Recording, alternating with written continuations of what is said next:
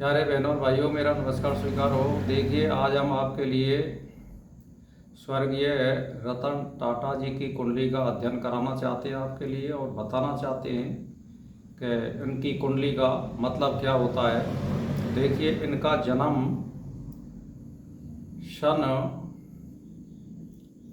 1937 में 28/12 को हुआ था, और मृत्यु इनकी 9 अक्टूबर सन 2024 में 9:30 रात्रि में मुंबई में हुई है, और मुंबई में ही इनका जन्म हुआ है। तो देखिए, मैं आपके लिए यही बताना चाहता हूँ इस कुंडली के माध्यम से कि अब देख लो आप कि ये कुंडली जो है किस तरह की है, क्या है। तो देखिए, इनकी जो मृत्यु हुई थी चंद्र महादशा में अंतर्दशा गुरु की थी, और जन्म भी इनका गुरु महादशा में हुआ था। तो देखिए, इनका संयोग के इनकी लगन में जो है सूर्य बुध शुक्र हैं, द्वितीय स्थान में धन स्थान में नीच का गुरु है लग्नेश, और पराक्रम भाव में मंगल है, चतुर्थ भाव में मीन राशि में शनि है, षष्ठ भाव में वृष राशि में केतु है, और एकादश भाव में तुला राशि में चंद्र है, और व्यय भाव में मेष राशि में राहु है। तो देखिए, ये साधारण सी कुंडली लग रही है, लेकिन बहुत उच्च स्तर की कुंडली है, और इस स्तर की कुंडली आपको मिल तो जाती है लेकिन दुर्लभ है। तो देखिए, इसमें पहले नंबर तो ये केंद्र त्रिकोण योग है, यानी धर्मेश और कर्मेश, यानी सूर्य और बुध जो सर्वश्रेष्ठ योग होता है वो लगन में बैठा हुआ है। दूसरा योग इसमें यह है कि लाभेश जो है शुक्र है वो भी इनके साथ बैठा हुआ है। तो अब देखिए, इसमें ऐश्वर्य त्रिकोण योग बन रहा है जो धन और ऐश्वर्य योग देता है। तो वो कैसे देता है कि आप देख लीजिए कि आपको मैं ये बताना चाहता हूँ कि ज़्यादातर जो है इसमें शुक्र ऐश्वर्य त्रिकोण योग में केंद्र में है, लगन में है।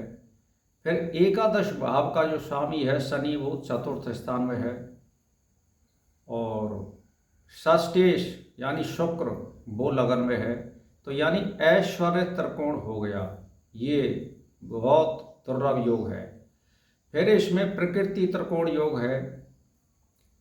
तो प्रकृति त्रिकोण योग 7वें स्थान और एकादश भाव और पराक्रम भाव के स्वामियों का केंद्र में होने से बनता है। तो देखिए, हम देखते हैं इसमें सप्तमेश यानी सप्तम भाव का स्वामी बुध लगन में यानी धनु राशि में बैठा हुआ है। फिर एकादश भाव का स्वामी यानी तुला राशि का स्वामी शुक्र वो भी लगन में बैठा हुआ है। अब पराक्रम भाव का स्वामी है जो शनि है वो भी जो है यानी चतुर्थ भाव में बैठा हुआ है। तो देखिए, इनका जो योग है वो ऐश्वर्य त्रिकोण योग बन गया और प्रकृति त्रिकोण योग बन गया। जब किसी मनुष्य या स्त्री के में ये 4-5 योग होते हैं, इनमें से अगर 2 योग बन जाते हैं तो बहुत प्रबल योग और प्रभावशाली, और वो विश्व में विख्यात होता है। तो देखिए, मैं आपके लिए उदाहरण दे दूं, जैसे प्रकृति और ऐश्वर्य त्रिकोण योग और धर्म त्रिकोण योग, ये जो है हरियाणा के मुख्यमंत्री थे भजनलाल, इनकी कुंडली में भी था। और जो है धर्म त्रिकोण योग मोदी जी की कुंडली में भी है, और इनकी में भी 2 योग मिल रहे हैं। तो ये महान व्यक्ति बनते हैं और विश्व स्तर के व्यक्ति बनते हैं इस तरह की कुंडलियों से। तो ये साधारण सी कुंडली लग रही है, लेकिन बहुत ही उच्च स्तर की कुंडली है। इसका अवलोकन करें और अपनी कुंडली में दिखाएं कि आपके में धन ऐश्वर्य त्रिकोण योग और प्रकृति त्रिकोण योग, ऐश्वर्य त्रिकोण योग, और तीनों लग्नों के स्वामी यानी जन्म लगन का स्वामी, चंद्र लगन का स्वामी और सूर्य लगन का स्वामी यदि केंद्र में हों तो ये भी बहुत अच्छा और प्रबल योग माना जाता है। तो देखिए, इनकी कुंडली का मैंने इसलिए आपको पेश किया है कि इनकी कुंडली में वैसे भी दीर्घ आयु का योग बनता है। जैसे मान के चलिए लग्नेश यानी गुरु चर राशि में बैठा हुआ है, अष्टमेश जो चंद्रमा है वो भी चर राशि में बैठा हुआ है, यानी जन्म लगन का स्वामी और चंद्र लगन का स्वामी, ये दो लगन हो गई। अब आती है चंद्र लगन का स्वामी यानी शुक्र लगन में दुष्भाव राशि में बैठा हुआ है। और फिर जो शुक्र है यानी अष्टमेश चंद्र से, वो भी जो है दुष्भाव राशि में बैठा हुआ है। तो दो लगनों में दीर्घायु और एक लगन में मध्यम आयु, तो इसीलिए इसमें दीर्घायु का योग यानी 86 साल के होकर के ये गुजरे हैं। तो भाई और बहनों, मैं आपको यही बताना चाहता हूँ, कुंडली यानी एक अनुमान है और एक विज्ञान है।